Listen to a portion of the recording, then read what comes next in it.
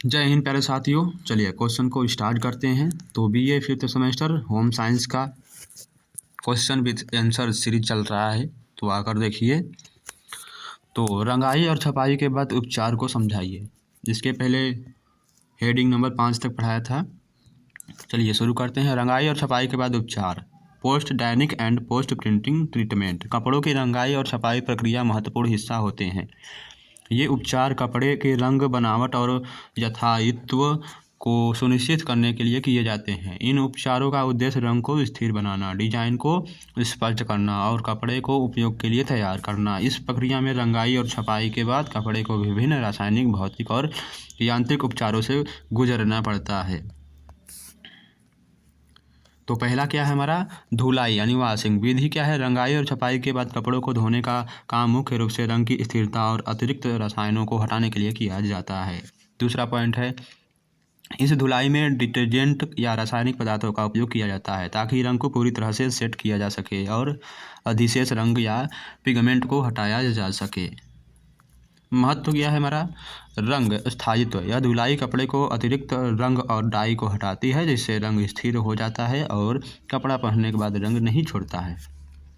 साफ सफाई। यह प्रक्रिया कपड़े से सभी अविशिष्ट रासायनिक पदार्थों और रंगों को निकालकर उसे सुरक्षित बनाती है। दूसरा, कपड़े की गुणवत्ता। उचित धुलाई से कपड़े का बनावट और निखरता और उसकी सॉफ्टनेस बनी रहती है। दूसरा क्या है, फिक्सिंग यानी विधि क्या है, रंगाई और छपाई के बाद रंग को स्थिर करने के लिए विशेष फिक्सर या रासायनिक पदार्थों का उपयोग किया जाता है। यह प्रक्रिया के रूप में स्थिरता को सुनिश्चित करती है ताकि वह धोने पर न निकले। इस प्रक्रिया में आमतौर पर फिक्सेटिव का उपयोग किया जाता है, जो रंग को कपड़े में बांधता है और इसे स्थिर रखता है। नेक्स्ट है महत्व, रंग की स्थिरता। यह प्रक्रिया रंग को कपड़े में अच्छी तरह से सेट करती है ताकि वह धुलाई या पहनने के दौरान न फटे या फीका न पड़े। रंग का दीर्घकालिक प्रभाव। फिक्सिंग से रंग की लंबी उम्र सुनिश्चित होती है और कपड़े के रंग को समय के साथ धुंधला होने से बचाती है। आगे बढ़ते हैं हम। आगे क्या है, स्टेनिंग, स्टार्चिंग। स्टार्चिंग पढ़िए। विधि क्या है, इस उपचार में कपड़े पर स्टार्च यानी कार्न स्टार्च या अन्य रासायनिक स्टार्च का लेप किया जाता है। यह उपचार विशेष रूप से सूती और लिनन जैसे कपड़ों पर किया जाता है। दूसरा, कपड़े को स्टार्च देने से कपड़े में कसावट आती है और अधिक मजबूत हो जाते हैं। विधि क्या है, महत्व क्या है, कपड़े की मजबूती। स्टार्च कपड़े को अधिक मजबूत बनाता है, जिससे वह धोने और उपयोग के बाद भी अपनी आकार और स्थिति बनाए रखता है। ग्लोस और फिनिश।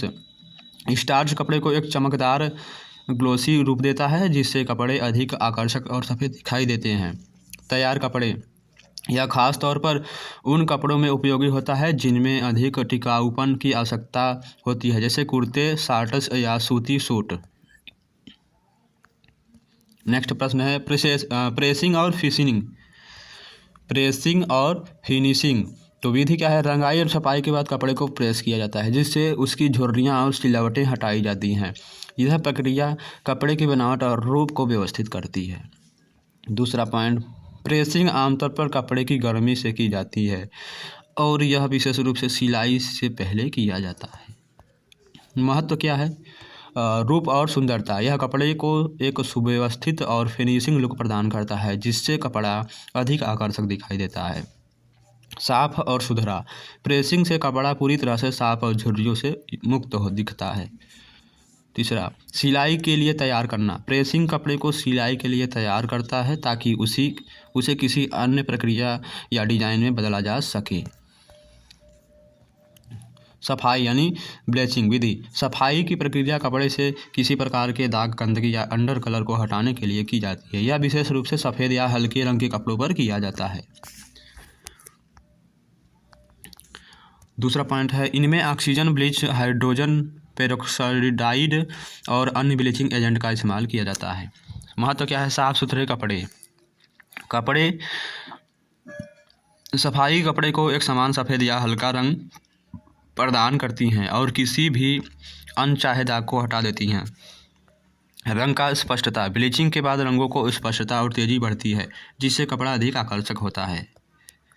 रिसिंग विधि क्या है? रिसिंग में कपड़ों को कई बार धोने के लिए हल्के पानी में डुबोकर साफ किया जाता है। इसका उपयोग उद्देश्य रासायनिक अवशेषों को हटाना।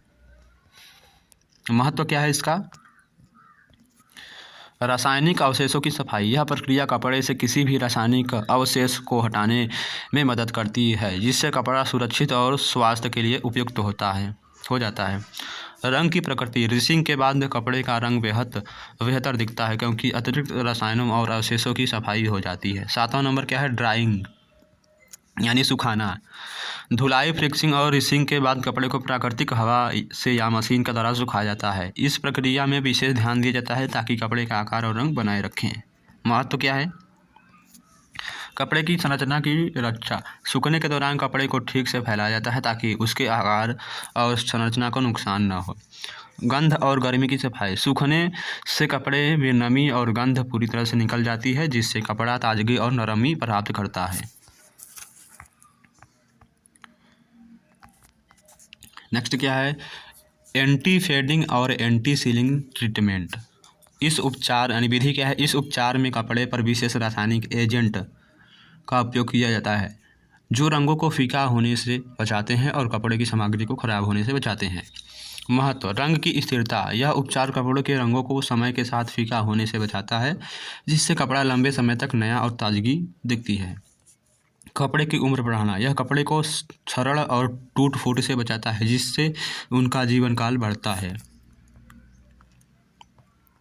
निष्कर्ष क्या है? रंगाई और छपाई के बाद उपचार कपड़े की गुणवत्ता, स्थायित्व और आंतरिक संरचना को बनाए रखने के लिए बेहद महत्वपूर्ण है। इन उपचारों के माध्यम से कपड़े को न केवल साफ, सुंदर और सुरक्षित बनाया जाता है बल्कि वे कपड़े की लंबी उम्र और रंग की स्थिरता को भी सुनिश्चित करते हैं। इन प्रक्रियाओं का उद्देश्य कपड़े को परिष्कृत, आकर्षक और स्थिर बनाए रखना है ताकि वह उपयोग के लिए पूरी तरह से तैयार हो। अब यहाँ पर क्या दिया है? साबुन की सफाई क्रिया को संक्षिप्त में समझाइए। तो क्या दिया है? तो साबुन की सफाई की क्रिया एक रासायनिक प्रक्रिया है जिसमें साबुन गंदगी, तेल और पानी के बीच संबंध बनाकर उन्हें आसानी से धोने में मदद करता है। साबुन एक एम्फीफिलिक पदार्थ होता है, यानी इनमें दोनों प्रकार के अंश होते हैं, एक हाइड्रोफिलिक पानी को आकर्षित करने वाला और एक हाइड्रोफोबिक तेल और गंदगी को आकर्षित करने वाला। साबुन की सफाई क्रिया को संक्षिप्त में इस प्रकार समझा जा सकता है। पहला क्या है? साबुन के घटक। साबुन के कितने घटक हैं? तो दो घटक हैं। हाइड्रोफिलिक सिर, यह पानी से जुड़ता है, और हाइड्रोफोबिक पूंछ, यह तेल गंदगी या फैट से जुड़ता है। नेक्स्ट क्या है?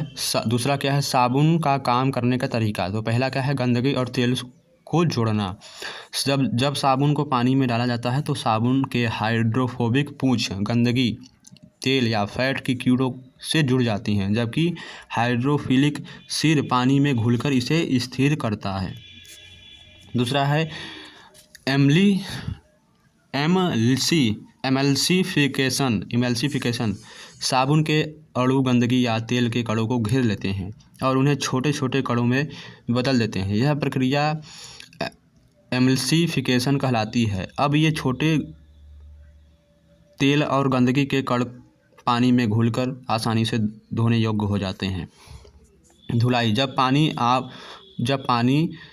आप पानी से साबुन को धोते हैं तो गंदगी और तेल के कण पानी में बहकर निकल जाते हैं और कपड़ा या सतह साफ हो जाती है। आगे बढ़ते हैं। साबुन का प्रभाव। साबुन गंदगी और तेल को पानी में घोलकर उसे बाहर निकालता है जिससे सफाई होती है। दूसरा, साबुन की यह क्रिया त्वचा, कपड़े या अन्य सतहों